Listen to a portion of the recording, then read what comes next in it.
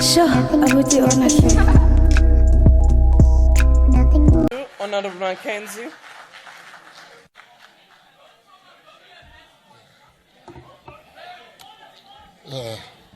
Speaker, before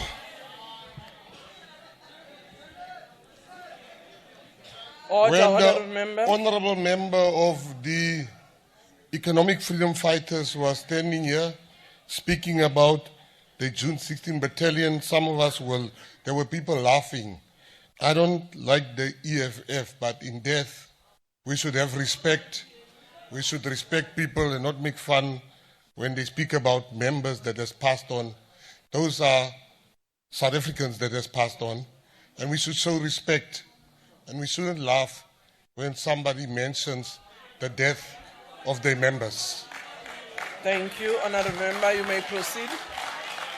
The Order. Patriotic Alliance. Order, honorable member. I think the point that has been raised, indeed, though it may not have been a point of order, but it's important. I think when order, honorable member, we should accept. If we didn't hear them, it's okay. But I think the point made, it's important for all of us to recognize. Can we allow the speaker then to continue with his intervention? Thank you, Speaker. Minister of Finance, the Patriotic Alliance, the fastest growing political party, judged by election results, support the division of revenue bill. We also want to congratulate you. You have been going through what we would say the most. You've been called names, you've been insulted, but you remain resolute to find a solution. You are one of the best finance ministers this country has produced. This bill, budgets has collapsed countries. They've collapsed different governments. But this budget, at the end of the day, we are here today and we are going to pass it. It shows that we are not a Mickey Mouse government. We are a government with a plan. That's why I would like to caution the previous speaker to say there is no DA or PA or ANC minister in the GNU. There is cabinet ministers in the GNU. We should desist from wanting to claim easy victories. We are appointed as ministers. When I was called by His Excellency Matamela Cyril Ramaphosa, he didn't say PA minister. He said, Honorable Gayton Mckenzie, would you like to serve in my cabinet? I said, you will not understand. You've not been called. Many years from now, you will get that call. A bandit was called before you. The president looked at the list of all the parliamentarians we can call. Do you know what it says about you? When the president goes past you and he looks for a bandit there, and he says you must be a minister. Order, honorable member, please So come. one day you'll get a call. Come back to the subject for debate. Oh.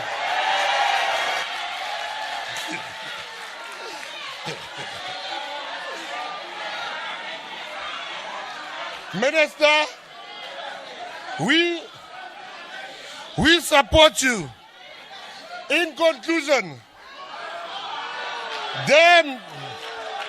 Speaker, talk to your people there. Stop this watch. Order. No, I can't stop the watch. No. Can you please continue with your debate? I cannot jump off here without telling the honorable minister that spoke here. No, you spoke here. Just say honorable bandit. You can say bandit, but you must put honorable. There's no such thing.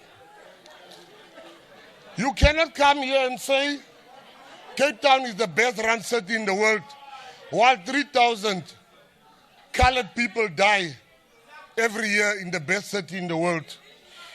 The people of Mossel Bay, where the DA was controlling for 19 years, eventually got tired last night and they voted for the Patriotic Alliance. Salute. Order, honorable vessels. Honorable vessels. Order, honorable members.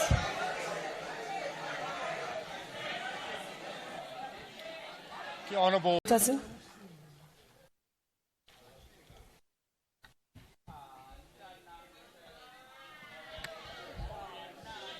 Honorable Speaker, honorable members, fellow South Africans, Sanbonani. Today I rise with a voice not rehearsed in boardrooms, but formed in the reality of township streets, school playgrounds plugged by addiction, and communities drowning in pain while crying out for justice. To speak on a matter that binds humanity in shared struggle, the International Day Against Drug Abuse and Illicit Trafficking, under the powerful theme, breaking the chains, prevention, treatment, and recovery for all.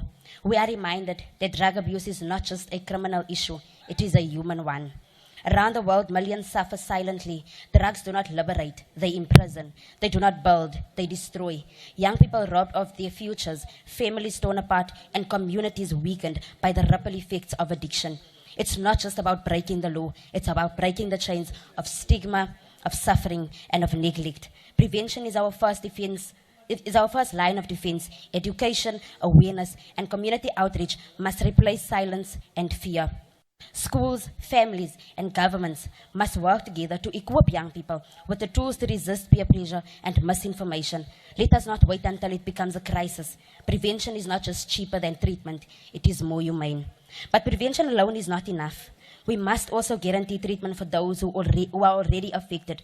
Addiction is a medical condition, not a moral failure. Access to healthcare and rehabilitation centers and mental health services should not be a luxury. It is a right. It is unacceptable that in the 21st century, we still criminalize addicts instead of supporting them. And finally, let's talk about recovery. Recovery is not a one-time event. It is a lifelong journey, a journey that demands empathy, structure, and community. We must create opportunities for reintegration. Recovery isn't just about being drug-free. It's about rebuilding a life worth living. So today, let us not just observe this day as a formality. Let us use it to demand a global commitment to break the chains of addiction for everyone, everywhere. Prevention, treatment, and recovery must not be a privilege. It must be a promise. Today I acknowledge Donovan Mini and Alvino January, who have been in this fight not for applause, but out of divine conviction and community calling. They've built rehab centers from nothing and restored more than 1,000 families across the nation. We also acknowledge Mr. Moloto from Ladgak Rehabilitation Center in Limpopo for hearing the cries of parents through South Africa. They do recover. Thank you. Thank you, Honorable Member. Honorable Boshoff.